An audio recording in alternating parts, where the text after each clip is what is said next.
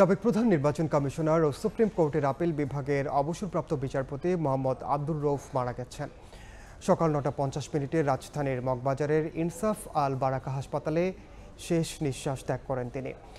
গত ৫ জানুয়ারি ইউনাইটেড হাসপাতালে সাবেক প্রধান নির্বাচন কমিশনার আব্দুর রউফের হার্টে অস্ত্রোপচার হয়। হার্ট রেট কম থাকায় পেসমেকার বসানো হয়। বিচারপতি মোহাম্মদ আব্দুর রউফ ১৯৯০ থেকে ১৯৯৫ সাল পর্যন্ত প্রধান নির্বাচন কমিশনার হিসেবে দায়িত্ব পালন করেন।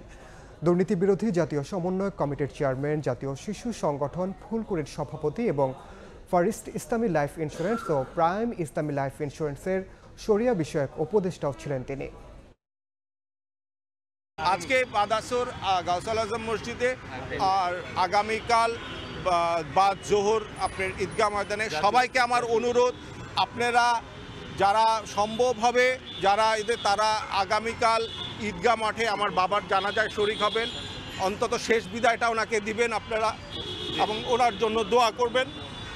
উনি আপনার সবার জন্য, দেশের জন্য সবসময় চিন্তা করতেন, এমনকি অসুস্থ অবস্থায় উনি দেশ নিয়ে চিন্তা করছিলেন।